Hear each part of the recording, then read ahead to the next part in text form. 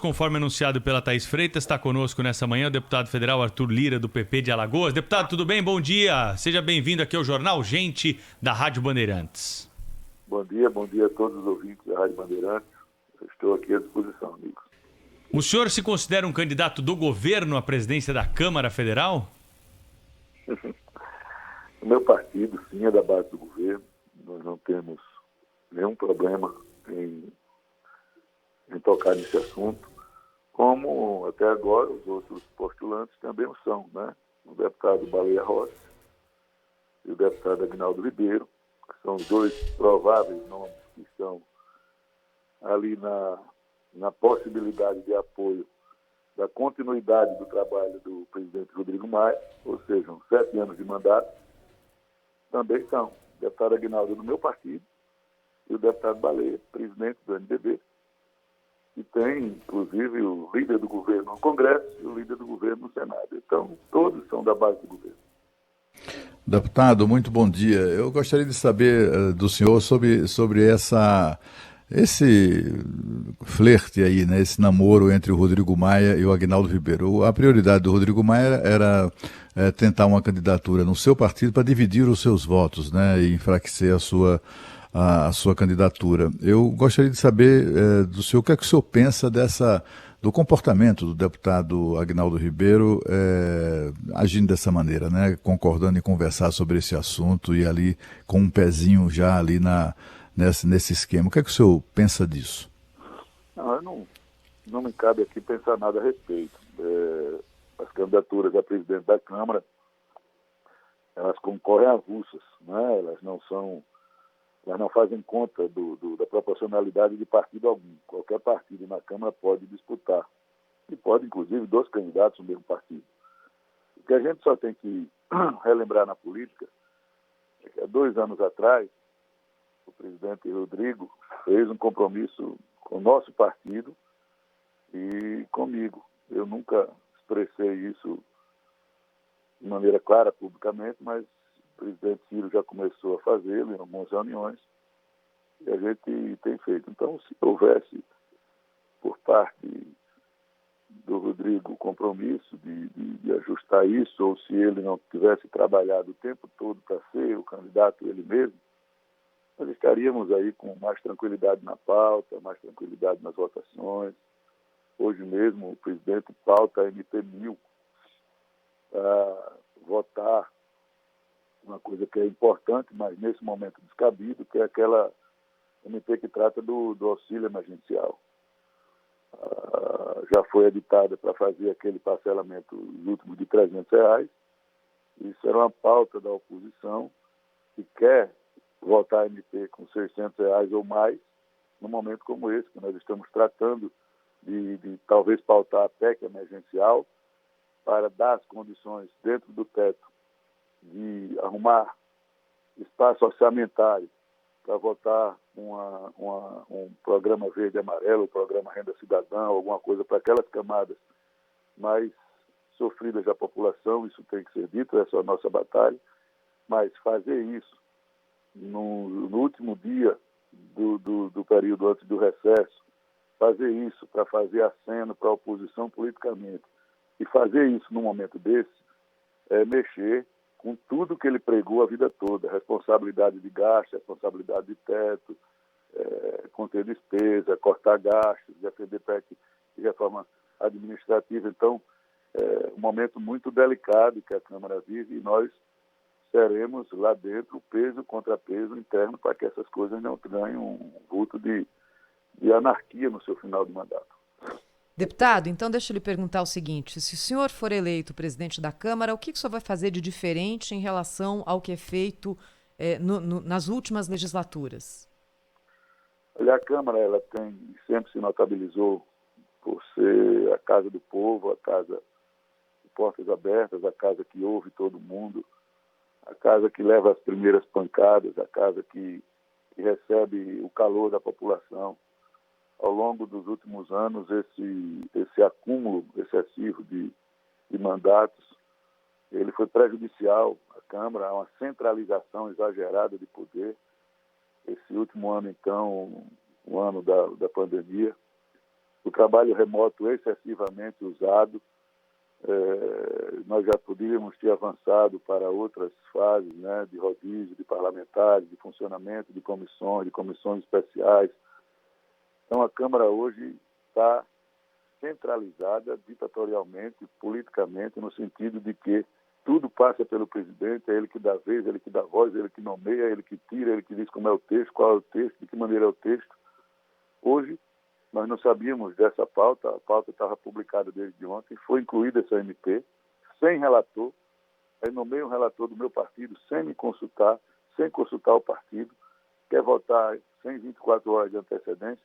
Então, esse tipo de atuação é o que nos permite dizer que a Câmara, com a nossa gestão, vai voltar à democracia, vai voltar à proporcionalidade, vai voltar ao sistema de ouvir no colégio de líderes participativo, por maioria, qualquer assunto que esteja maduro na sua plenitude ou da população interna do plenário será pautado, que as relatorias serão entregues obedecendo à proporcionalidade partidária, e os relatores terão amplo aspecto para botar no texto o que achar que é conveniente. A responsabilidade de indicar o relator pelo líder de um partido tem que ser do partido. E se o texto dele, por exemplo, no plenário, tiver que ser modificado, alterado, suprimido, será pela vontade da maioria também. Hoje a Câmara vive um processo inverso, um processo autoritário de todo o processo que a gente sempre condena, de reeleições sucessivas. Nós tivemos uma grande batalha constitucional e a Câmara, na maioria dos seus partidos, levantou a mão e disse: nós estamos satisfeitos com a Constituição, com o regimento interno, e esse movimento foi ouvido, graças a Deus, pelo Supremo. E, neste momento, o presidente da Casa não atuou em defesa da Constituição, não atuou em defesa do Parlamento, apequenou o Parlamento, um projeto pessoal. E depois que esse projeto não deu certo, nós estamos aí envoltos a essa discussão. Então, na minha visão, o presidente da Câmara, ele é o síndico da casa, ele é o magistrado, a cadeira fica ali centrada ao meio do plenário, para ele olhar para a esquerda, para ele olhar para a direita, para ele ouvir todos os deputados, ser imparcial e, acima de tudo, democrático. Ele não pode ser maior do que a instituição. A instituição Câmara dos Deputados é a mais importante órgão legislativo do Brasil, que ele representa a população na sua plenitude. Então, ele tem que funcionar com muita imparcialidade, com muita razão, com muita democracia, com muita conversa. E os acordos que forem feitos devem ser cumpridos. Deputado Arthur Lira, é claro que é muito bom falar sobre os bastidores da política com o senhor, né? Esse é um programa que discute isso, mas eu queria trazer a discussão um pouco mais próxima da realidade do brasileiro. O senhor, como candidato à presidência da Câmara Federal, pensa o que a respeito da vacinação obrigatória para a Covid-19 dos brasileiros? Olha, no Brasil não tem nenhuma vacina obrigatória, né? Nós temos que fazer uma campanha clara. Nós temos que defender a vacinação. Toda a população que tiver direito vai querer se vacinar. O que nós defendemos, e eu acho que é a visão clara da maioria e da totalidade da sua população, qualquer vacina que tiver homologação, a certificação da Anvisa, tem que ser usada, tem que ser comprada. Hoje mesmo nós vamos votar uma matéria e vamos pôr na lei umas cláusulas de especificações para que a empresa Pfizer possa assinar um contrato com o Ministério da Saúde para poder vender. Sem isso estar na lei, sem os contratos de penalizações, de condições, de especificações, a Pfizer não assina contrato. Então, é mais um passo que é dado, mais um passo que é feito. Agora, como toda vacina, né, se você tem alergia à proteína do ovo, você não pode tomar a vacina de febre amarela. Se você tem algum tipo de restrição alimentar, já tem algumas vacinas do coronavírus, que você não pode tomar, se você for grávida, se você estiver amamentando. Então, como tudo, tem as suas precauções, tem as suas cautelas.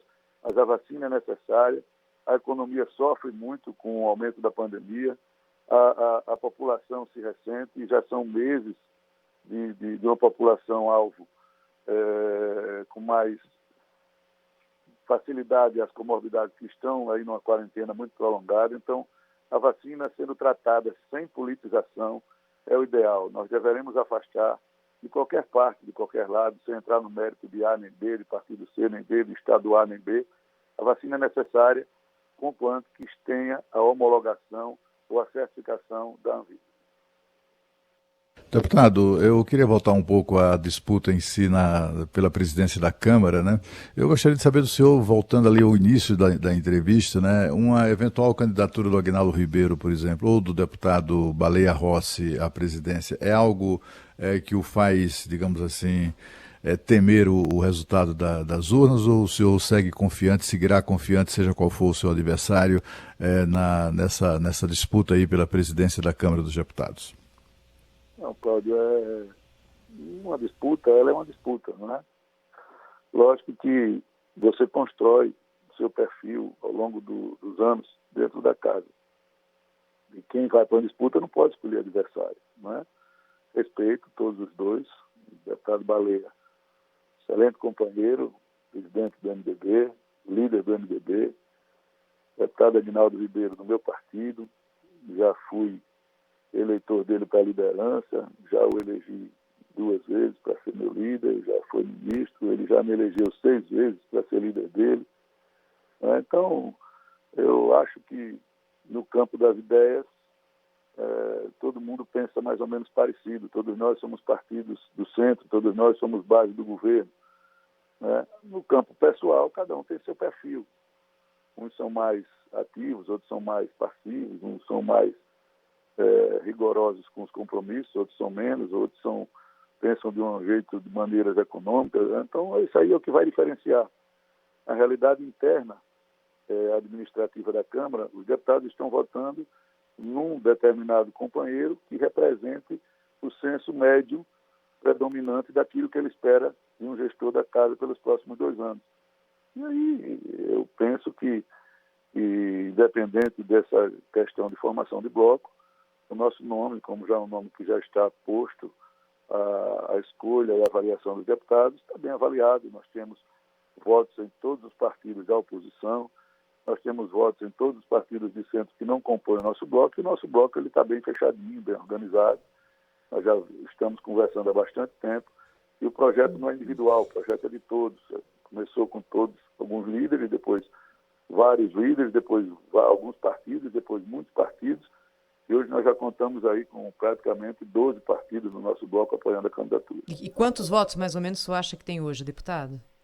Não, é difícil fazer essa avaliação, né? Porque aqui o trabalho ele se divide em pedir votos, em cumprir a agenda de plenários, de ministérios, em cumprir etapas de formação de blocos, conversas entre partidos. Então, a gente, por exemplo, essa semana eu não tive condição de ligar para deputado nenhum ainda pedindo voto. Mas já liguei para vários, a receptividade é muito boa. Partidos de esquerda, como o PDT, por exemplo, nós vamos ter ali 13, 15 votos, independente da posição que o PDT tenha. Então, deixa eu aproveitar, deputado, e lhe perguntar sobre o PT. O senhor está conversando com um partido que hoje tem a maior bancada na Câmara dos Deputados, pode ser o fiel da balança? Todo partido ali pode ser o fiel da balança. O detalhe da formação de um bloco, o detalhe da votação, ela pode ser alargada ou dificultada por fatores que vão acontecer ou não durante esse período.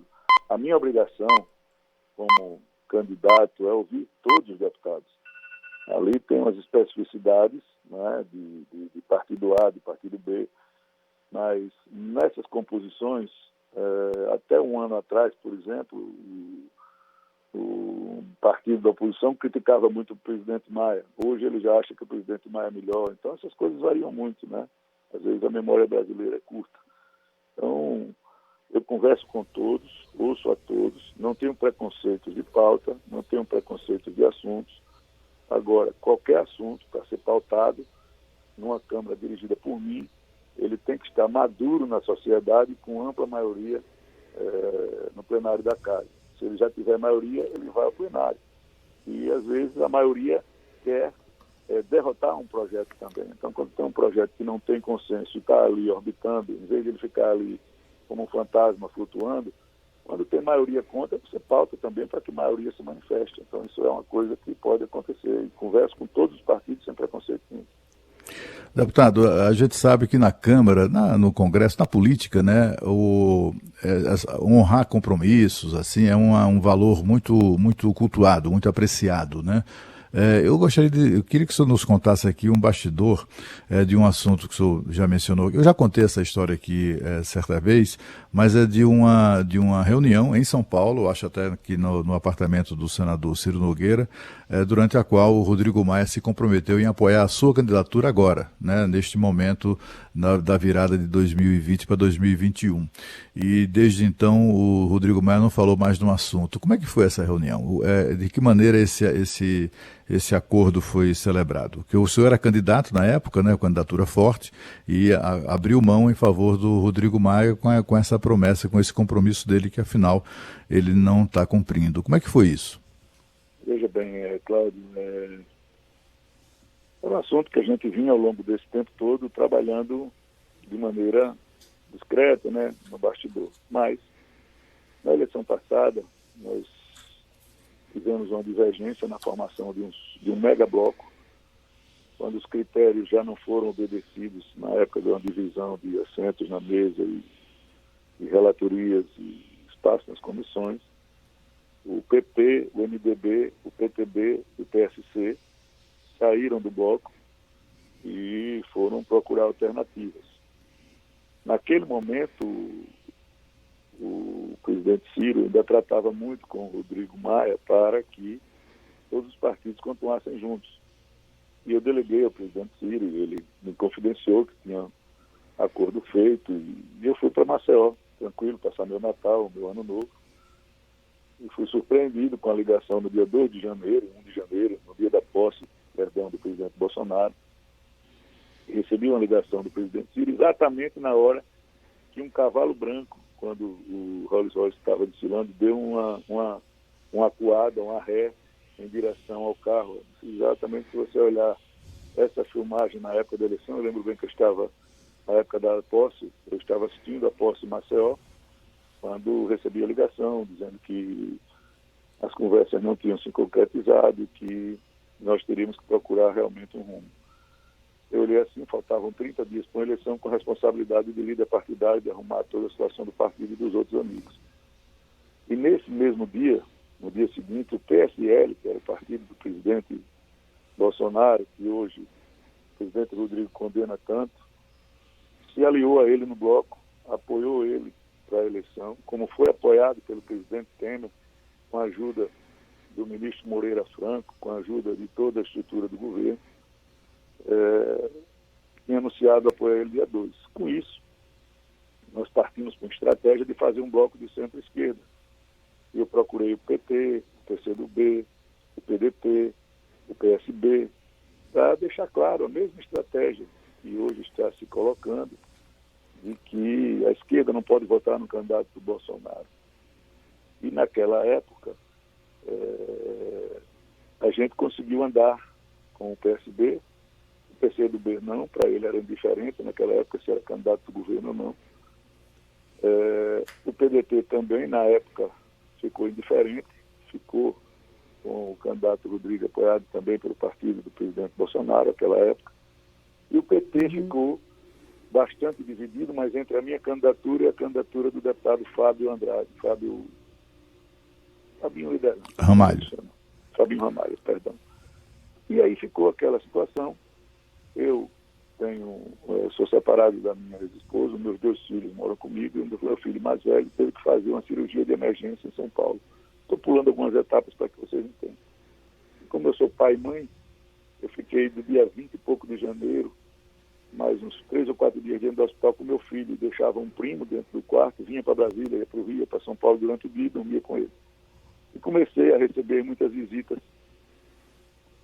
de vários parlamentares que estão todos aí no Congresso hoje, deputado André Figueiredo, deputado Paulinho da Força, deputado Washington Reis, que hoje é prefeito de Duque de Caxias, o meu presidente Ciro Nogueira, iam ao hospital, a gente se encontrava ali no Einstein, naquele restaurante Viena, e eles todos apelando para que a gente fizesse uma composição.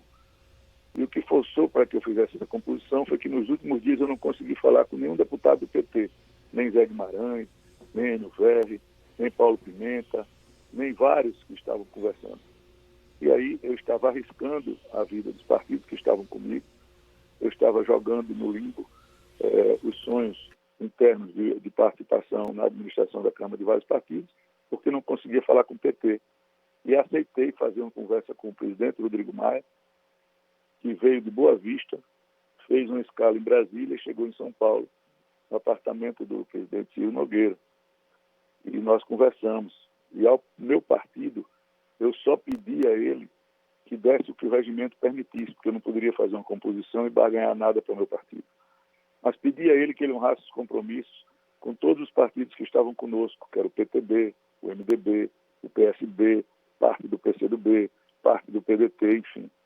Foi feita uma composição, as coisas não fluíram para honrar o que foi acertado na sua plenitude e conosco, eu não pedi nada. Ele disse que o compromisso dele para sucedê-lo seria do nosso partido, do Progressistas.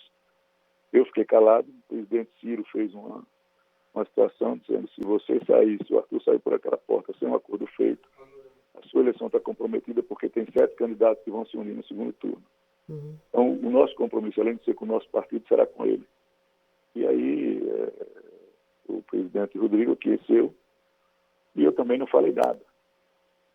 Saímos, e com isso acertado no bastidor.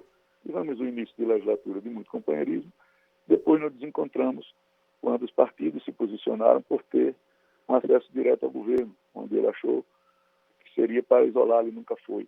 Então, tivemos um tratamento de muito respeito, porque nós votamos nele já 2 eleições, uma de tampão e duas de mandato completo. E quanto a nós, seguimos a nossa vida, trabalhando. Eu só penso que se as coisas tivessem seguido um curso normal, a Câmara hoje podia estar toda pacificada, todo mundo fazendo o seu papel e o Brasil andando fortemente. Deputado? É uma pena, mas isso é da política. Deputado, mas o senhor tem que ser muito rápido na resposta, que o nosso tempo já estourou aqui. Quem que tem culpa aí por conta dessa história do 13º do Bolsa Família, hein? Rodrigo Maia, é o governo? O que aconteceu aí no bastidor aí, na sua opinião? Olha, as coisas aqui elas estão andando com muito acelerador para uns assuntos e muito freio para outros, né? Vocês estão vendo que a pauta legislativa ela está sendo conduzida com muita parcialidade, com muita política na veia. Então, vocês vão analisando os fatos. Eu acho que a discussão será muito em torno disso e por uma fala de uma coisa ou outra, você não pode, como represália, pautar uma medida provisória que já cumpriu o seu efeito para fazer política partidária dentro do parlamento, como foi essa MP de hoje. Deputado Arthur Lira, do PP, candidato à presidência da Câmara Federal na eleição que acontece em fevereiro do ano que vem, conversou conosco aqui na Rádio Bandeirantes. Obrigado pela entrevista, hein, deputado? Um abraço para o senhor. Muito obrigado a todos, pelo espaço. Um abraço.